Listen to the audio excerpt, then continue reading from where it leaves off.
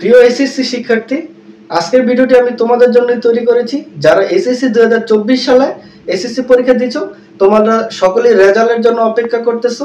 কবে তোমাদের রেজাল্ট দিবে সবাই উদ্বিগ্ন হয়ে সেদিকেই অপেক্ষা করতেছো। কিন্তু তোমাদের এই রেজাল্ট দেওয়ার মাধ্যম নিয়ে শিক্ষা বোর্ড অনেক নাটক করতেছে, বাট তোমরা একবার এক এক সিদ্ধান্ত পাচ্ছ।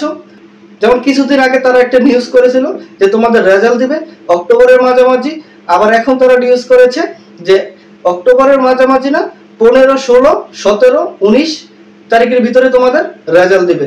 কিন্তু আমরা বিভিন্ন সোশ্যাল মাধ্যমে তোমাদের এই রেজাল্ট নিয়ে অনেকেই অনেক মিথ্যাচার প্রচার করতেছে। আজকে আমি সেটা নিয়ে তোমাদের সাথে আলোচনা করব। যেমন আজকে আমি দেখলাম যে একটা সোশ্যাল মাধ্যমে বা ইউটিউবে একটা চ্যানেলে তারা আপলোড করেছে, সেখানে তোমাদের নাকি তোমরা ফেল করলেও সকলে পাস করবা। এই বিষয়টি তোমাদের মাথায় নেওয়া উচিত যে বিষয়টি টোটালি একটা মিথ্যাচার। কেননা ফেল করলে তোমরা কিভাবে সকলে পাস করবা? কারণ তোমরা 7টা বিষয় কিন্তু পরীক্ষা দিয়েছো, আর বাকি যে সাবজেক্টগুলো আছে সেগুলো কিন্তু তোমাদের সাবজেক্ট ম্যাপিং এর মাধ্যমে তোমরা সকলেই পাস করবা। কারণ এসএসসি তে কার কি রেজাল্ট এটা তোমরা সবাই জানো, বাট তোমরা যে 7টা পরীক্ষা দিয়েছো সেটা কিন্তু তোমাদের খাতায় যা লিখেছো তার উপরই ভিত্তি করে তোমাদের রেজাল্টটা আসবে। তো কেন তোমরা ফেল করলে পাস করবা এই বিষয়টি কেন তোমরা বিশ্বাস করতেছো? এটা কিন্তু সম্পূর্ণভাবেই গুজব। কারণ তোমরা এই 7টা বিষয়ে যে যা লিখেছো তার উপরই ভিত্তি করে তোমাদের রেজাল্টটা আসবে। আর কে কি লিখেছো এটা কিন্তু তোমরাই সবচেয়ে ভালো জানো।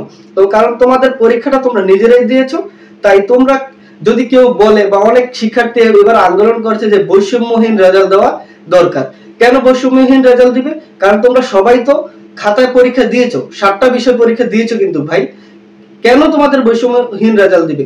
তোমরা যে 7টা বিষয়ে যা লিখেছো তার উপর ভিত্তি করে কিন্তু মূলত তোমাদের এবারে এসএসসি ফলাফলটা আসবে। তো তোমরা কোনো রকম কোনো গুজবে কান না দিয়ে তোমরা সকলেই ভালো একটা রেজাল্ট করবা। কারণ আমি বিভিন্ন শিক্ষা কর্মকর্তাদের সাথে কথা বলে দেখেছি তোমরা যে সাবজেক্টগুলো পরীক্ষা দিয়েছো সেখানে ম্যাক্সিমাম স্টুডেন্টই পাস করতেছো, ভালো রেজাল্ট করতেছো। তাই এরকম কোনো ফালতু কোনো নিউজে তোমরা আকর্ষণ না হয়ে তোমরা সকলেই নিশ্চিন্তায় থাকো।